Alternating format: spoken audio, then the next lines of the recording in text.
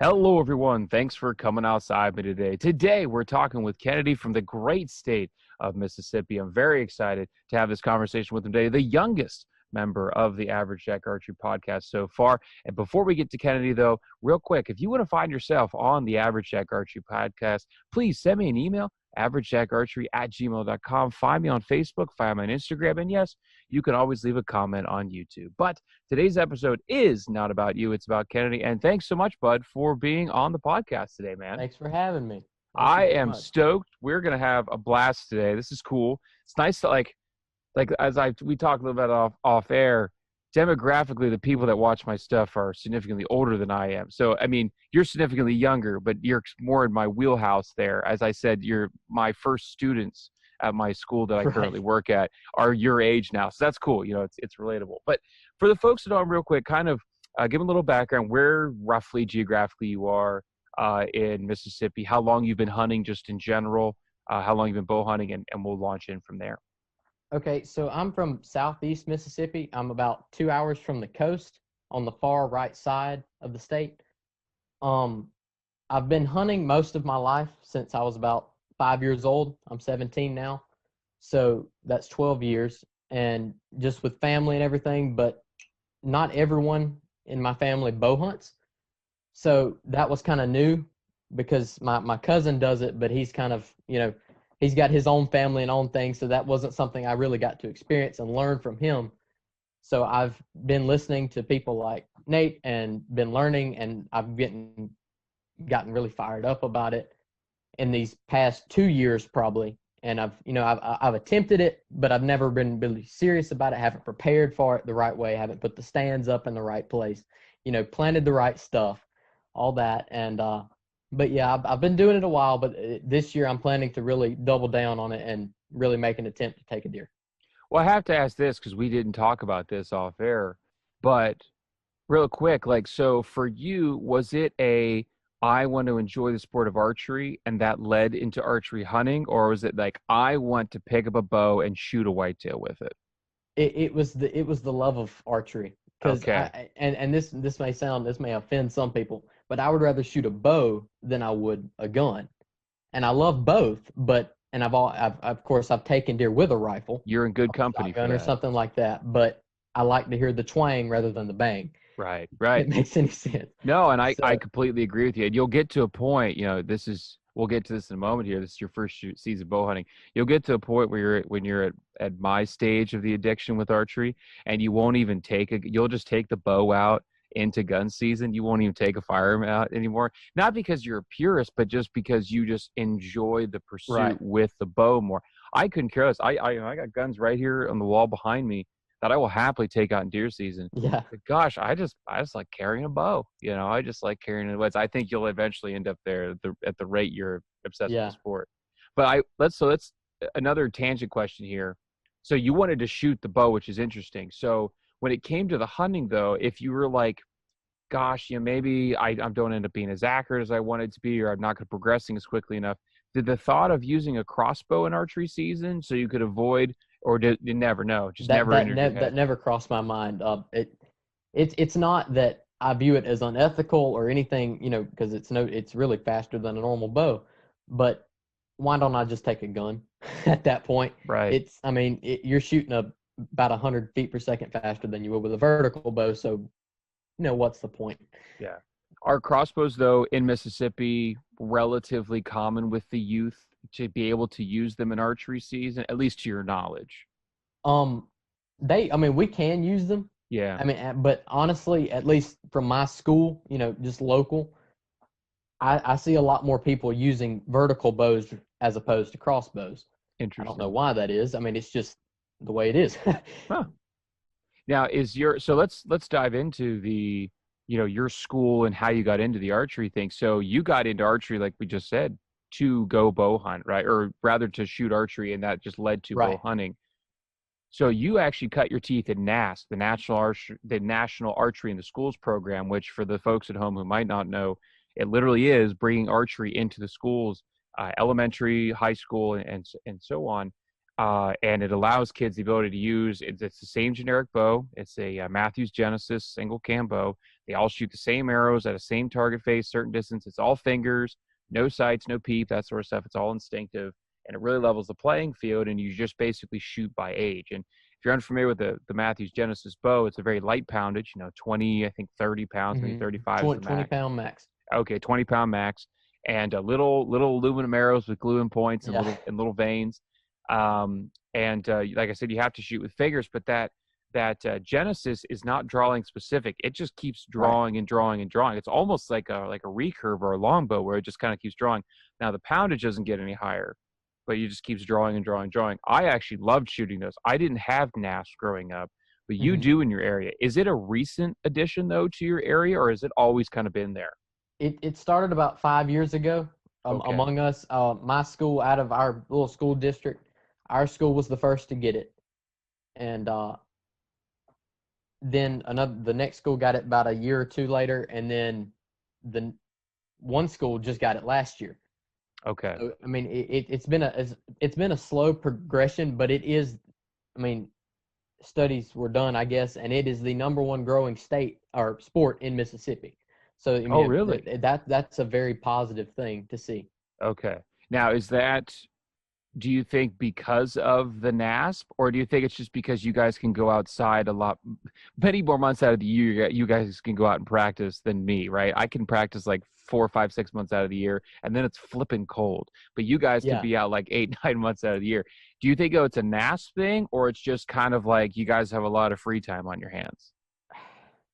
A lot of people did it simply because it was a bow and arrow at school, weapon or whatever, Yeah, right. But The novelty of it. Yeah, I guess, and a lot of people don't. They're not as geeky, or I'm a geek about it. So it's like if I see you shoot it, know what you're doing with your grip and all that. Don't grasp the bow, just Right. hold it. But things like that. But a lot of people just shoot it for fun, and they commit to the team and they show up every match. And they may not do it next year, but at least I like to see them commit to it, and it's very disciplined. Of course, because there's been no accidents so far. Right. I don't believe in our state, at least. And I mean, that's safer than football, soccer, everything else that could cause a physical injury. So far, we've had pretty good luck with the safety measures that have been taken. It's probably just because I guess it is the introduction of NASP into things.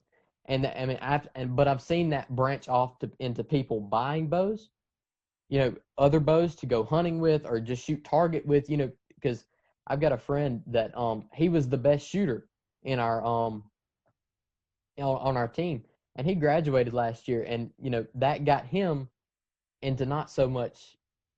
He liked the way the hunting bows looked, but he was so focused on the target bows, because he was so good. He had shot like a 292, 293, 294 out of a 300, In NASP, which is right. It's not So easy. that's like really, really, really good. That's extremely hard to do.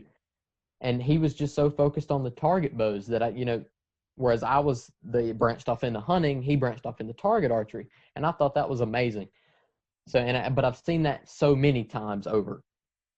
Right. And so next year is your last year in NASP. Right. So do you feel though that in just the short time that you started in just the 5 years that like your school and just maybe just in general, the state of Mississippi, like you're kind of catching it at like a really good time, or do you think it still has like so much more growth and so much more explosion? Like, and in terms of number of kids in your school that would attend, for example.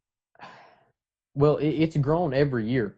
Okay. It's grown at least 10 to 20 people per year. Like 50, we had 50 people on the team last year. Wow. Yeah. Holy So mackerel. I mean, I think we had the lowest population in our district, and we only have about 1,000 kids or people on our campus. So I mean, that was a pretty good number, and of course that's a bus full. I mean, Right. So Right. of course there were people that were cut or something like that, but we had around 47 people on the team by the Okay. end of the year. And are you guys, so for the folks at home who don't understand on NASPERGs, mostly it's just it's not like it's not like a football team where you go and compete, right? You're going to more of these tournaments, or were you guys going to a particular school to compete against them head to head one-on-one? Yeah. You guys were doing that. We had one-on-ones all the time. Okay, cool. But that was kind of, at least with our district, that's kind of how it had to be. We had a private school get involved, and that they're really involved in it. Their coach is a good friend of mine, and he's one of the best shooters in the state. I think he won Shooter of the Year maybe 1 or 2 years ago, Athlete of the Year presented by the governor, all that stuff. And and he's just really big into it. And we all the time it was us and them. They would invite us, we would invite them, and it makes money for us because the sports like football and baseball, at least in our case, they kind of the money you give for a ticket into our events, most of it ends up going back to those bigger teams. So concessions and just pure attendance helps us, Right. Rather than just people. Not every ticket gets to us, I guess. Correct. Is the way to put it. Correct. And is for you guys, are you doing all indoor, or is there some outdoor Yes, as well? all indoor. It's all indoor. So far it's been. I mean, we'll Okay. practice sometime outside if it's nice or something. The first few years before we could work it out where we could use the gym at school, we practiced outside, but it was constant. Take the targets down, put the nets up, all that stuff. Yeah. Right. Sure. But it's definitely involved, and we've become more efficient in it as time went on. Especially like the state events have gone smoother and everything like that. Instead of being behind, a lot of times they're ahead. So it's Okay. recommended, the team would get there early because they, these are the people running it are people that, they do the 3D competitions and all that throughout the state. So they're on this, So, And a lot of the NAS, at least it does here in PA, it'll offer kids like scholarships, like college scholarships, right? Which is, I mean, it's not like they're giving you a full ride to Stanford, but I mean, every little bit in this, with how expensive college is incredibly helps. Right. The only thing with that is not all of our colleges offer that. But like you said, I think there's like one like really close to us that will actually give you a scholarship. Sure. For it, and and it's going to be like $1,500, $500. I mean, that's still money. Yeah. But if you don't really want to go to that, I mean, I think it's a pretty expensive school. Just so in general. if you're not really striving to go there, it kind of just fades out. Right. And so I have to then ask, as a kind of a segue here. So you're graduating, you've been shooting the NAS bows for a while. I want to talk about your current hunting bow setup now, because you're going to be, you're going to be leaving the realm of Genesis, if you will, and going into the big kid stuff. But to an extent, though, you're still staying at more mild draw weight, right? And more mild draw length. It's not like you're not like me, 31 inches, could be doing Cam Hanes, 80 pounds, all that type of crazy stuff. You're still keeping it relatively mild. So go ahead, for the folks at home, break down your bow setup. What bow you're shooting, what your current draw length and draw weight is, and your current arrow build. Because I think there's a lot of things for young archers and new archers and ladies who are getting into the sport, and they're shooting a lighter arrow in general. They're shooting a lighter poundage, shorter draw length, or whatever. I think there's a lot to be gained here. So break that down for folks at home, if you would. So I shoot a Bowtech Realm SR6 set at 52 pounds and a 29-inch draw. That's I guess you could consider that mild or average, you would say. Right. 29, 28 and a half, 29 is very average. Yeah. Right.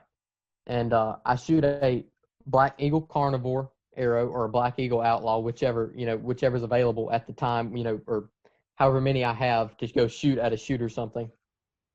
I'll probably hunt with the Carnivores, and that balances out with a 100 grain field tip or broadhead to about 362 grains or so.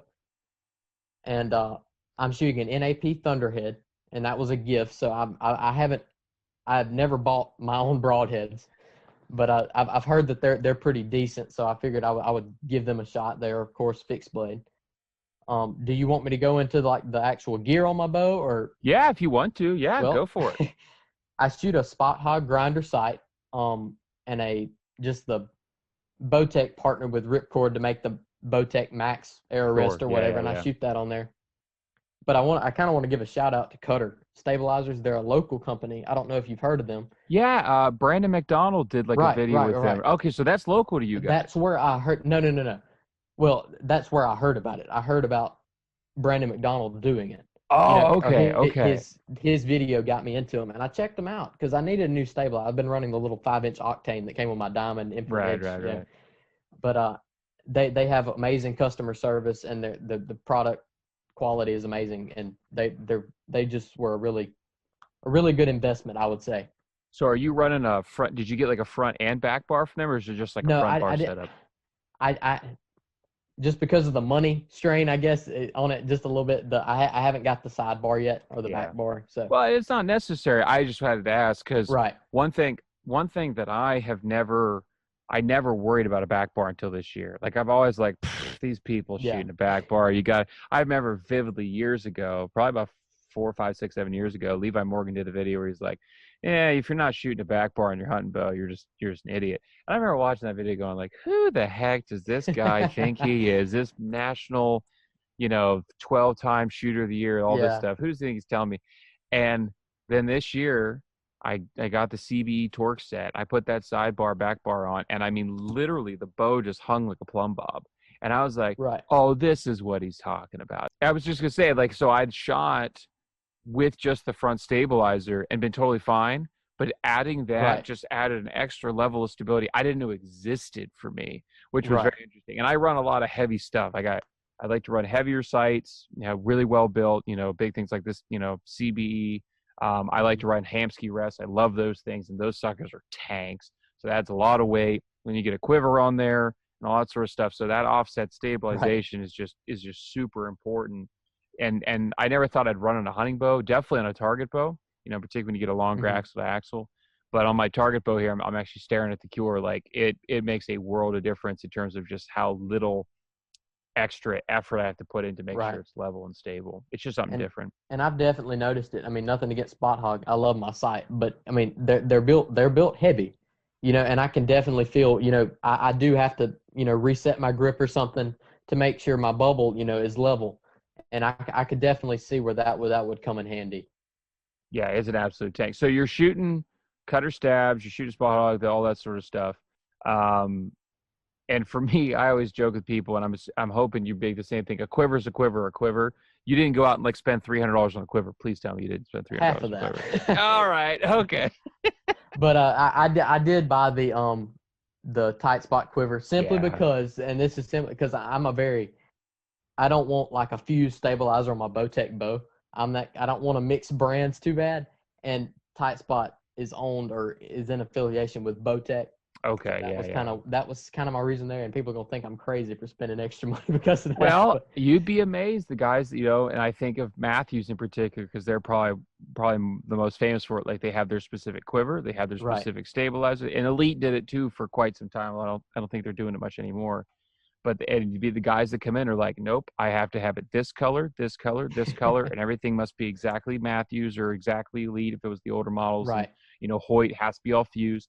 It's totally normal, like it's totally thing. And I will say though, like I would never buy it, but my good buddy Nate from the Budget Sportsman has a tight spot quiver, and I will say that is by far the best quiver that's out there. Like the yeah. quivalizer stabilizer thing that looks pretty slick, but that tight spot, it's just so flush.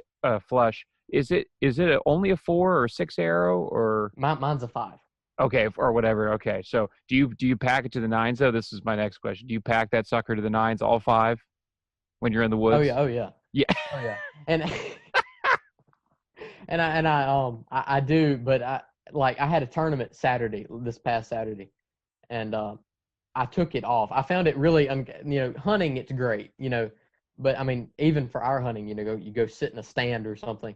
So I mean, you're going to take it off just for the weight effect of it. But I found it out at that tournament. I don't need to carry that to a tournament No. because I'm at a 3D tournament because I'm constantly setting it down or reloading arrows. That kind of stuff. And I have the waist or the shoulder shoulder Back quiver, quiver and there, that's yeah. so much easier rather than the Pulling it in and out and in and yeah, out and yeah. in and out. Oh yeah, no, it's just brutal. So let's unpack the bow setup here. So you're shooting SR6 though, which is not a slow bow. Like It's it's not a already a low. fast bow, It's a right? pretty quick bow. So even shooting to 52 pounds, you're still generating some pretty decent I'm speeds. it's 280, but But I mean I, still, I I guess that's pretty good. granted, you're shooting a relatively light arrow there in the 360s, but compared to your poundage, though, if you assume 5 grains per pound of draw weight, a 250 grain arrow is technically against Right. your right for your IVO specs, right? So you're shooting well over 100 grains for your IVO specs, which is nice. But I have to ask here, so Is that arrow? I'm unfamiliar with the Black Eagle line. So you're saying you're shooting the carnivore? Is that a smaller diameter arrow, or is it just No, I real mean light? it's pretty standard. I mean, Okay, I guess it's the standard. 244, 245, two four Yeah, six, or it's the whatever. standard hunting size. Okay, That hunting okay. arrow. Is it just such a light GPI? Is that where it comes down to? Like why that Yeah, arrow is so and light? what's funny is that they're about $70 a box for six, whereas the outlaws, I shot them in a recent tournament because we couldn't order the carnivores because they were out of them, and they're only $45 for a pack of six, but they're heavier, Yes. which I didn't really understand, I guess. But I mean, I guess if you're going to be hunting out west and you need that extra speed, that I don't really know why they're more expensive, but Sometimes, and I'm not an arrow manufacturer nor an engineer, so I'm not going to claim I actually know. But for example, golf shafts, right? In order to make a golf shaft flex under that high rate and that high collision, hundreds and hundreds, thousands of times, that golf shaft of a high modulus carbon is very different than a shaft of carbon that has to do a much, it only gets flexed once or twice and only impacts straight on instead of, cranking off at an angle. So, for example, like Easton makes their Bloodline, which is a little bit smaller diameter. It's like a 233, so it's like in between 5 mil and 6 mil, and it's like 7.4 grains per inch. Like it's real light for a 400 spine arrow, where most are well into the eights. But it's more expensive. But it's just as Mhm. durable somehow as the normal diameter size. I don't know how it works. I have to assume there's some sort of higher priced Right. carbon technology that goes into building it, so it's lighter, thinner, yet still strong. I have no idea how that works. I'm not going to claim I'm a Yeah. technician of that. But I guess the question here then is, why the Black Eagle? And that 360 is on the light side. You Right. could have pushed up to, say, because I'm assuming you're shooting a 400 spine arrow. No, 350. Oh, you are shooting a Do it. 350. Okay, so it's Yeah. still pretty light at 350. So you could have bumped up and gone way stiff with like a 300 and boost your overall weight. But you seem, and I have no problems when you shoot 362 grains. But you seem very confident in that. Was that something that you still were like, oh, am I gonna be too light? I've worried about it, but that friend of mine, that coach, that he's pretty dang good in our state at least. Yeah, And he's sponsored by Bowtech and all this, and he's done well for himself in the sport of archery, and that's what he's shot. I mean, his setup this year is 350 carnivores with a 100 grain broadhead and a revolt. I mean, a revolt set at 60 pounds. yeah, I mean, and it's shooting 303 feet per second. right. And I know he's killed big deer. I mean, not that the size matters, but I mean, I know he's put them down easily and quickly. And just from his experience, I learned. I trust that. I Right. guess is a way to put it. Well, I'm assuming, you're a young guy. You watch the YouTube people. You've watched Catman, I'm guessing. Catman Outdoors, No, Jonathan. actually, You've never watched Catman? no, actually. Oh my gosh, you got to go watch Catman. Jonathan Baum is one of the best deer killers in all of Tennessee. Guy's a freaking slayer.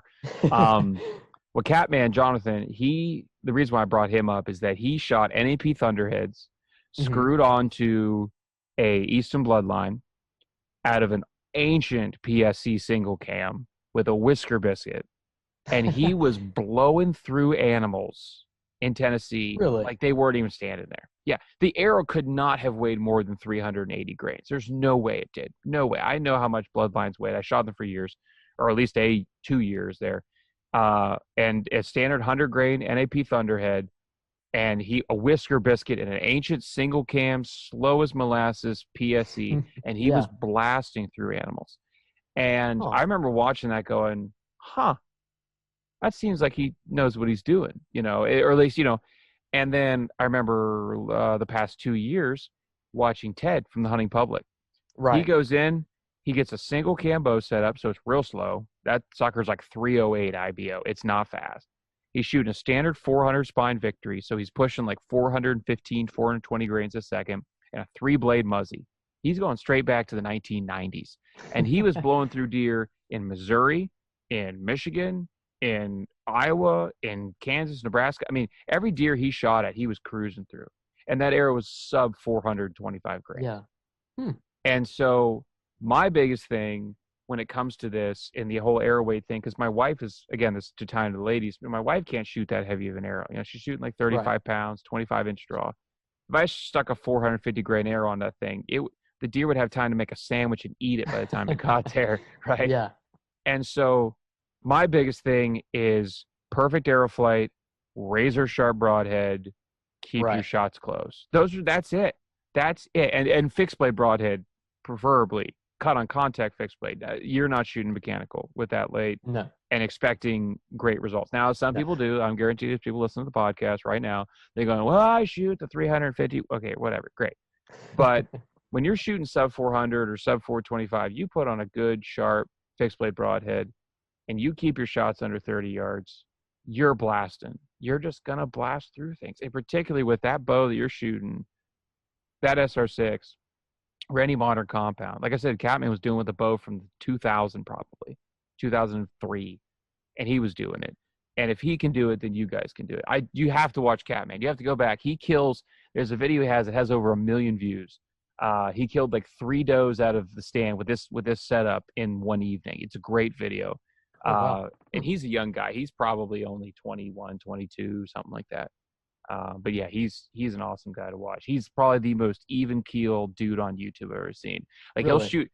he'll shoot a 10 point and be like, well, that was exciting.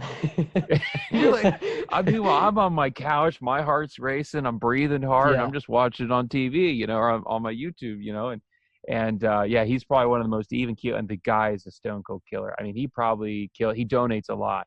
Right. He probably kills on average somewhere between 6 to 10 deer a year out of Tennessee. So he really knows what he's doing.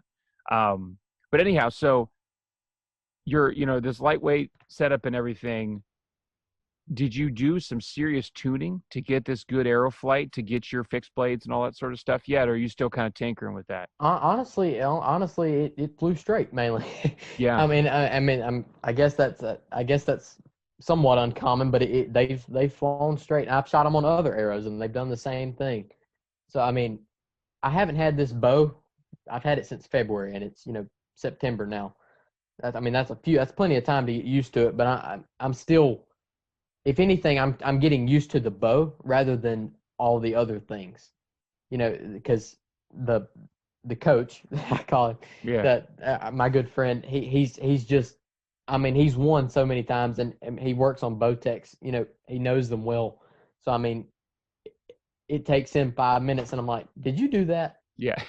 He pulls it back, shoots it through paper, and it's like, clean, and it's like, really? Yeah. So I'm really blessed to have him and his expertise. And it's not every day that you have a guy that 7 minutes from your house that has won so much and is so efficient with a bow. But Correct.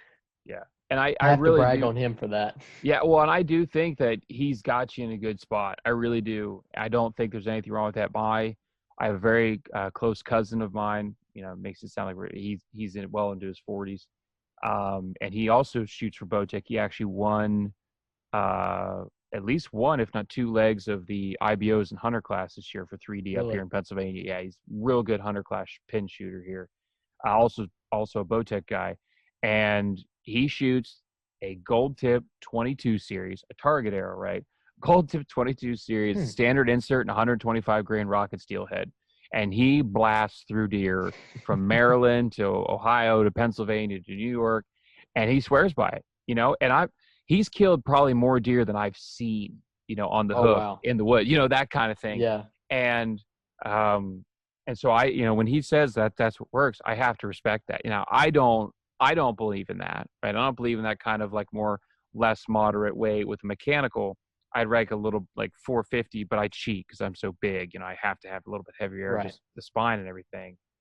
But but still, like I can't like diss what he's doing because he's won awards and he's killed a lot of deer. You can't. It's hard to argue with that guy, And I'm glad that you have that, because that's something that I think a lot more people wish they had, that mentor, that person.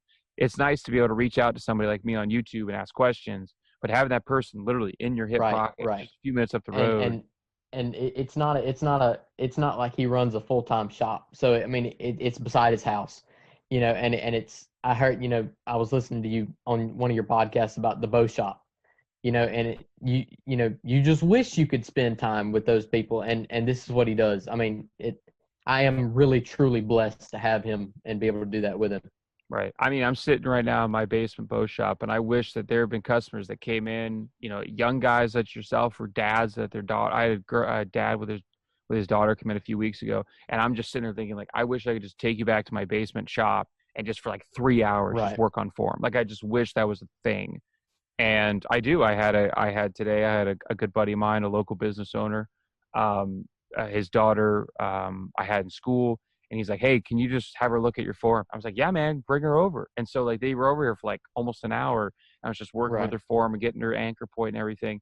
And that is, I didn't quote charge him anything. It's just me helping people in the sport of Exactly. archery, and Right. that's what he's doing, right? I mean, he's not, oh, that'll be $40 an hour Right. Exactly. nonsense, which is, we're not charging that either at the bow shop, but still, like, it's just nice to be able to take that time and help those people out with any questions they could have at that particular time. Okay, so let's segue here into this conservation here, because this is something interesting, and I want to tie this into hunting in public and hunting in private land as well, because this is something, you're now really launching off on your own on hunting, and now of course you're bow hunting, which is a totally different ball game Yeah. than firearms, right? And so now you got to get deer at 20 yards instead of 200, and you got to do it all by yourself. So that is nice when you're able to continue hunting private land, because you can just kind of go to spots that have habitually been there. For me, something like on public, I got to figure stuff out. I got to play with other people, make sure I'm not screwed around with them. Right. You're also, though, in that same boat, at least in case of, you've had issues in the past of people coming across boundaries and this, that, and everything, and that can Exactly. really ruin your hunt. But first, before we dive into that side of things, let's talk real briefly about the conservation, at least in your area. You are in not a super rural area. You're almost more of a suburban, right? At least Right. what you're hunting, Exactly. right? Unpack that for the folks at home a little bit. Because when I think of hunting urban deer, I think of like the Seek One guys over in Georgia Yeah. hunting like 190-inch deer Behind a in, dentist office. Yeah. right, in a Yeah. dentist office backyard. So talk a little more about your urban hunting or suburban hunting that you're experiencing in your part of Mississippi. Well, see, I live in a neighborhood, I guess you'd call it, not necessarily a suburb. We have a yard and stuff like that. It's not terribly large, but we have a lot, I guess. And about 2 miles down the road, I have what I call my mentor. He's a really great family friend, and he owns behind his house. He lives in the city. His house is in the city limits, but you go 50 yards behind that, and there's 43 acres on the county line. Therefore, I can hunt that.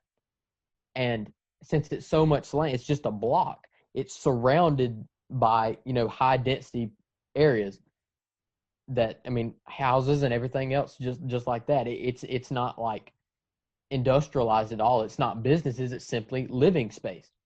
But I mean, there are people that wander. I mean, teenagers being teenagers, they're gonna wander and explore. I mean, that's fine. There's a 43-acre lot, but it's really this is another blessing. But the city has a water line running through, a water and a sewer line running through there. So they're constantly coming to monitor that. Well, they have to have roads to do that. So they have to keep it mowed down to do that, So I've got lanes already established up through there. I mean, from his house through the woods to those paths, I have, paths and open little areas, that I could possibly hunt a deer in. Like they had to do a repair. That's another 3 paths that were opened up, and they're probably 20 foot in width, at least, Right. and they're just really easy travel and that perfect place to put a climbing stand and just sit over them. And I mean, we have cameras out, and things like that. And it's since it's a water line, there's a branch. I guess it's like a drainage system. So there's water always there in the middle of the property. So that's okay. it really is a mini deer So sanctuary. is And it so is it truly is. is it a below ground pipe system, or is it above ground? The The pipe the itself. the pipe itself is below ground, but Okay. the only thing you see of it is I guess sewer holes, that manholes that are surrounded in concrete that come to Sure. about chest Okay. height. Okay. And they're So I just mean, always leaking or whatever, or getting water out something. no, not really. Those don't. What do you mean? Like the men themselves getting in the Yeah, like when they go and do maintenance and stuff, like are they exhuming all this stuff, or is it just they're just going in and Oh like no, do they they change the landscape or are they just oh cutting no the no no lanes? no Okay, that okay, they just keep the lane cut because I mean it's I guess their rules and regulations say they have to, but they have a little okay, station that's fenced in that they have a lock on and they say don't property of the city or whatever that you can't go in and we don't fiddle with it because right, right. that but they keep everything really opened up for the deer and everything and it's all really easy to see. Like if I just wanted to go in there one day with a rifle at least and look down one of those lanes, there's a high chance that I could take a deer. Okay. Well, here's the question. So that I'm glad you said the rifle thing. So what is the safety boundary? Would you know off the top of your head, like how far away from someone's house do you have to be with a gun or a bow before you're allowed to like start hunting and shooting? Okay, so those lanes, all of those lanes that they make, they're relatively close to the road. But if you know, just let's say backwards and forwards looking down the lane, there's a main road probably where that I mean it leads directly off of that and it goes through that lane does not go all the way through the property. So it's maybe a quarter of that they monitor and the rest of it is pure woods. And it's high I guess hillish stuff that Sure. so as long as you're firing in that direction, there's no chance of hitting anything. But if you go from those roads, you could probably go in, at least, let's see, two directions, at least, cardinal directions, you'd end up in civilization, like, right Right. smack dab in the middle of it. So Right. you have to be careful, but I mean, it's relatively easy to not worry about that. Right. I Yeah. mean, worry about it, but not have to worry about it. Yeah, because 43 acres is not small. Like when I grew up hunting in my area, close to Penn State University, I mean, we're talking like 5, 10, maybe 15 acres of chunks that people own. And yeah, you got to worry about deer, getting hit and running off. And more Right. important, you got to be careful of getting close. Now with a bow here in PA, it's 50 yards. Like I can be 51 yards and be legal from someone's house to start shooting at things. Hmm. And it's 150 for a firearm. So that really drastically Really. changes the game for a lot of things. If you're hunting like these 5, 10 acre pieces, so of course I'm glad that you're thinking about the safety, right? The direction that you're Yeah. shooting, which lends me then, I have to ask this then, when it comes to, because when I think of Mississippi, I think of just flat as a pancake, Delta, all that sort of stuff. That's what I think, right? But I know Relatively that's not the flat, case. You yeah. guys have a lot of different diversity across the state, in terms of, you could have hill Right. country, you could have the hardwoods, you could have the swamp bottoms, all sort of stuff. Where you're at though, like is ground hunting a thing, or is it you're in a climber No, tree stand? It's in a no. climber tree It, stand. it, it it's climb a tree, get in a tree or don't go at all. Okay. Mainly simply because of the pine trees. There's so much debris on the ground. I mean, spot stalk hunting. I did kill a deer last year, with a rifle spot stalk. But I mean, he was 100 yards away. That's easy pickings. It's just hard. It would be hard because, and it's nothing but flat mainly. Where I would hunt at least, it's mainly flat. In terms of like getting up on deer, it would be relatively difficult. So is it row pine? Is it plantation pine? A lot of it. Okay. I actually live in a park called the Pine Belt, so we have nothing but a bunch of straight So tall you are pines. paying. You are Yeah, in pine. so yeah, it's just a bunch of straight tall pines. But that 43 acres is half of it. I would say is the pines, but the other half is hardwood. But the problem, the deer, the big deer that I'm actually seeking after, they're mainly on the hardwood area, and all those trees are so tightly packed, or they don't grow straight, and it's so hard to find a tree, Yeah. just to get in. But it is what it is. So let's actually then take that, because I want to talk about this type of diversity and everything into the conservation of how it's flying. We talked very briefly off air. I think that what Pennsylvania is doing is a real good job with managing properties. There's a lot of in Pennsylvania, there's a lot of private land that's public access now that used to be old strip mines and Right. fracking jobs and timber cuts.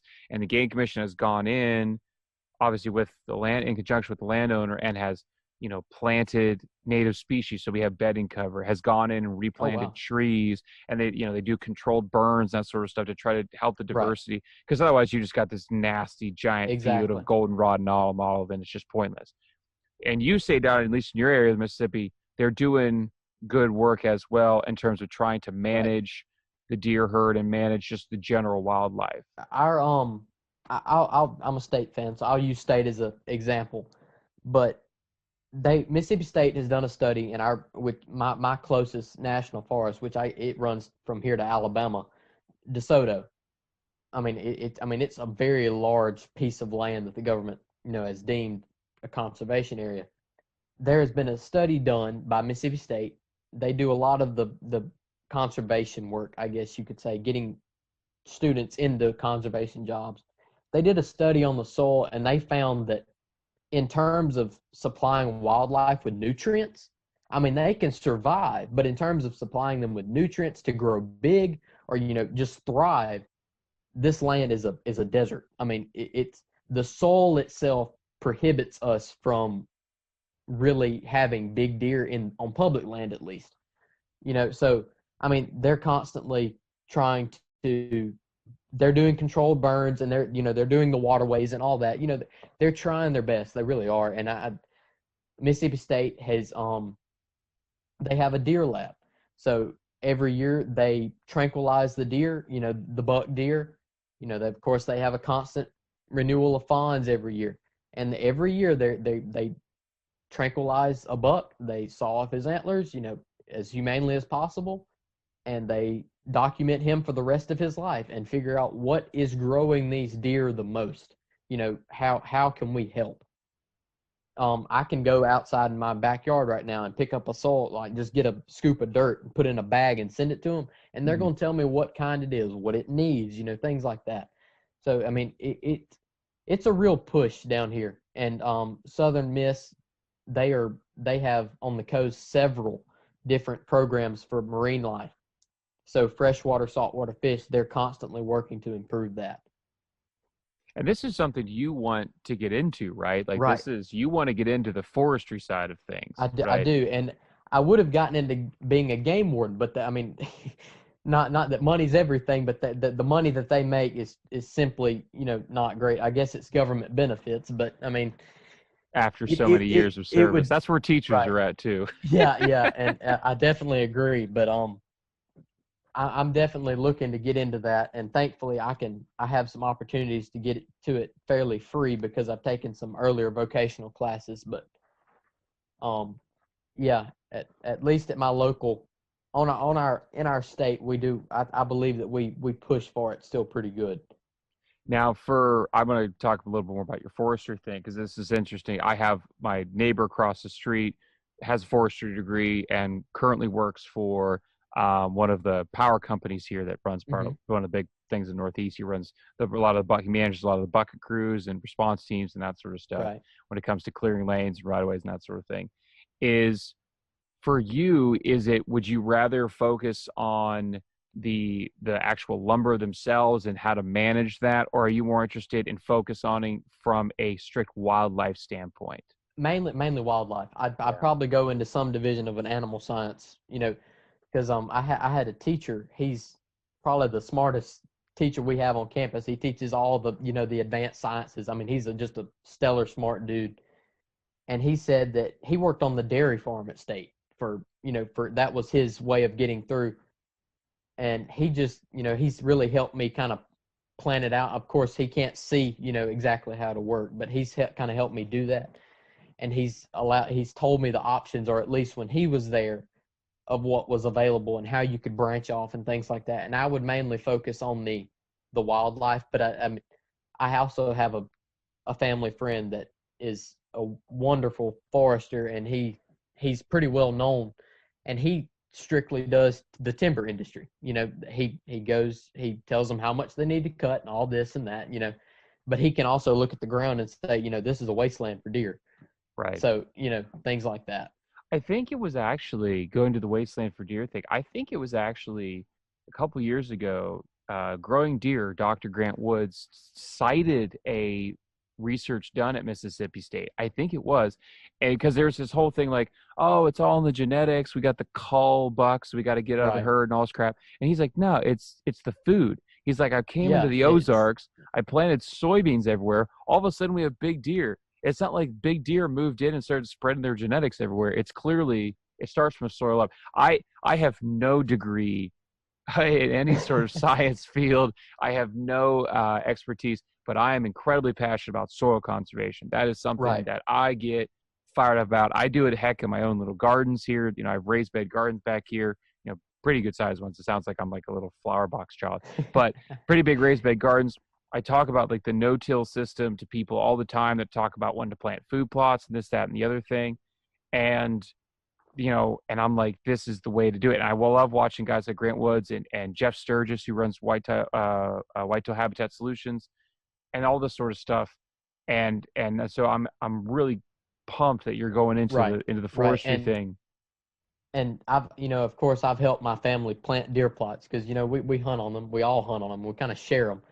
But if we plant a seed of anything, we have to pour the fertilizer or something like lime to it.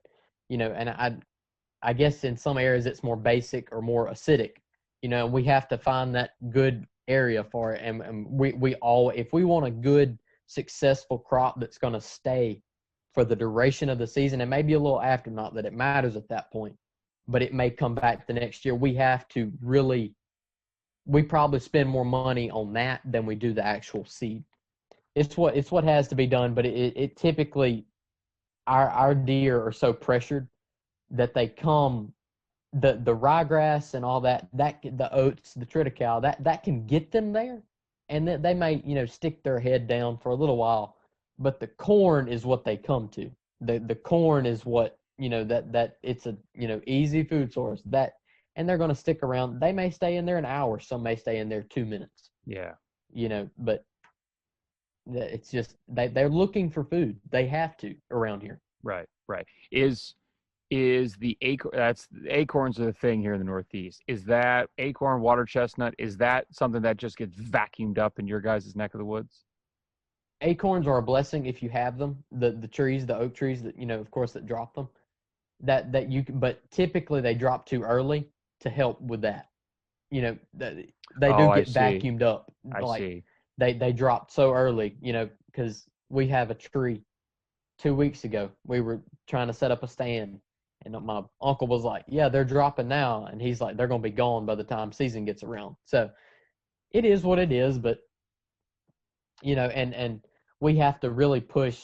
And speaking of corn, and I don't want to really say this without addressing this, but we had a big push, at least in like the hunter education course. We spent a good while on that CWD, chronic wastes disease.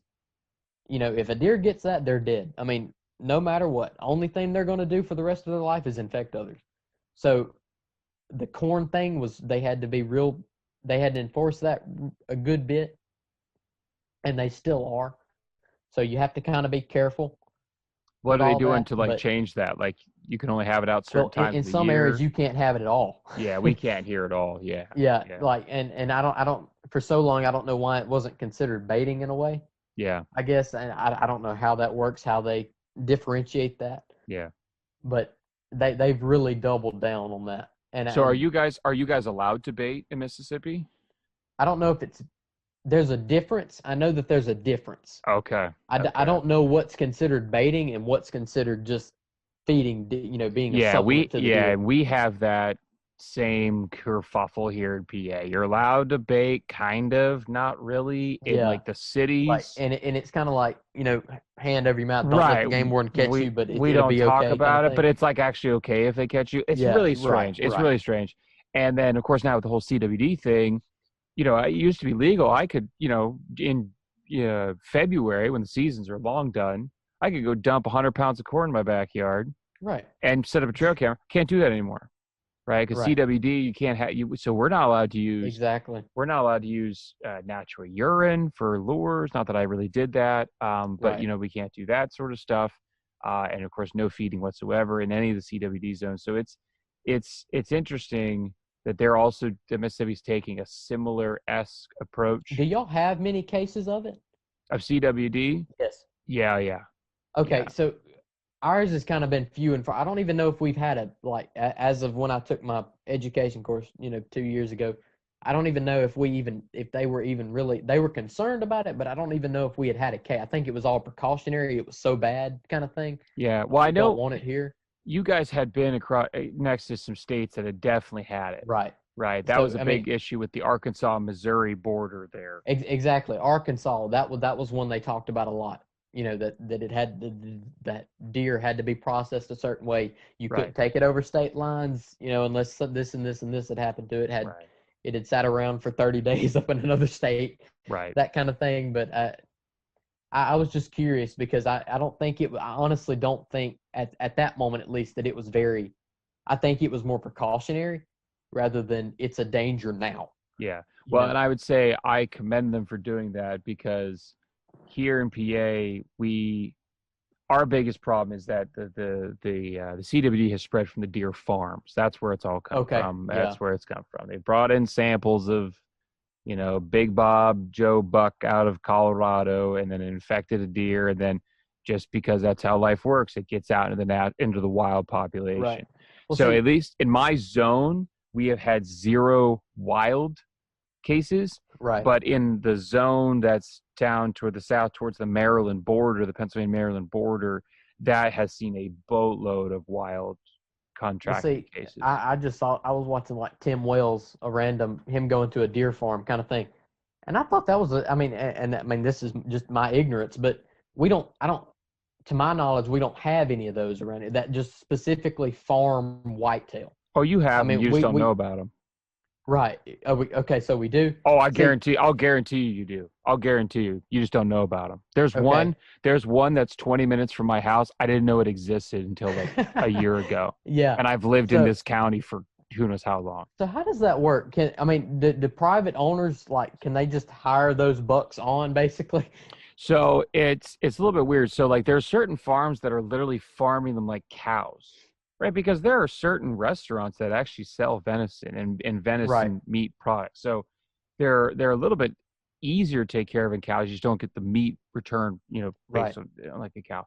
The biggest thing is these high fence hunting operations. And Right. again, you don't know they exist. Predominantly, I won't name the one that's close to me, but there's one that's close to me that it moonlights as a deer hunting lodge. Its real job is it's actually like a camp, like a retreat camp, like a family camp type Right. thing. But they own a lot of land, and they have this deer hunting lodge when the camp is not in session. Obviously, people are going out and killing 400-inch whitetails, because that's what But they're doing. it is They're fenced in. Oh, it's completely fenced in. Oh, I've okay. actually gone. So the way it works is they'll acquire a piece of property, and this is how it gets out in the wild population, at least in my opinion. They'll acquire a piece of property. They will build the fence around the border, 10, 12-foot high fence. And then they'll hire, or, in my case, they just ask me and a couple hundred other people, and you literally stretch yourself out in the world's biggest deer drive. You open the gate at one end of the property, and you do a 50-acre, 100-acre, 150-acre deer drive, and you Huh. push all of the wild deer out of the gate of the fence. You close it off, and then the um, game warden that's there says, okay, I was standing here at the gate and I counted 100 deer came out. I think based on the average square per mile, you have 20 deer still left in here. You owe me money for 20 deer. And they'll pay them for 20 deer, and then they'll send in sharpshooters, bam, bam, bam, bam, bam, shoot what deer that's left in the fence, and then they'll breed their own deer and dump them in, and now you all of a sudden have a deer farm. And so they'll breed these deer like cows up in fences and whatnot, and then they'll just take them out of that fenced area and throw them into the hunting zone. And guys will pay hundreds of thousands of dollars, and they will go in a box blind and with an AR-15 and shoot a deer. And that's how that works. Hmm. Yeah, yeah, is right. and but that's, I mean, it's a viable thing. People are willing to pay for it to shoot these. I mean, these things, they have like I mean, they have literally They look like 400. cactuses growing on the side of their head. Yeah. Exactly. And they're genetically bred to do that. Um, but they started out as a whitetail, they all started as fawns and this, that, and the other thing. But that's where it comes from. Bringing in the samples of the deer to be bred, that's where the CWD comes from, Colorado, from Nebraska, from Right. Kansas, whatever. Then it gets bred there. And then from the deer excreting and salivating, all sorts of stuff, it gets spread around. Eventually it leaves the cage by some other probably wild animal that gets in, and then it's in the wild population, bang, bang, bong, you're at square one. So Yeah. I'm glad to hear that Mississippi has taken high precaution with that, because if it stays in the captive population, it's a lot less freaky. The Game Commission doesn't freak out as much. The moment it hits the wild population is when all heck breaks loose. Oh, I bet. It's when all heck breaks loose. And like they've talked about like removing antler restrictions, shoot whatever you want, whenever you want. I mean, a lot of things that go against what we believe here in PA, just to try to curb it in the wild population. So yeah, I'm happy to hear that Mississippi's taken the good action to stay on top of that. Well, Kenny, thanks so much, bud, for being on the podcast today. We already talked a little bit off air. No social media for the world to follow. Yeah. My wife runs my Instagram, so it's okay. I'm right on board with you. Well, I appreciate it, bud. If you kill anything this year, you're definitely sending me a picture, right? Great. That sounds great. Okay, I'll put it on my social media at least. You'll stay anonymous for us. Don't expect it to be huge. It may be a doe, but hey, doe, buck, bear, squirrel, I don't care. I just love helping people get in the sport of archery. And like today, I posted a thing on Instagram. A guy shot a bear up in Nova Scotia, Canada, and he's like, "I'm just so excited that like I was able to. Your videos helped and this, that, and the other thing." And I'm like, "That's what I want." Yeah. As a teacher, like that's what I want. No, my students, quote unquote, my students, like we're able to get better, and that's what I want. So I appreciate you coming on, bud. And folks, for those of you at home, if you would be just like Kennedy and find yourself on the Average Jack Archery podcast, again, send me an email, averagejackarchery@gmail.com.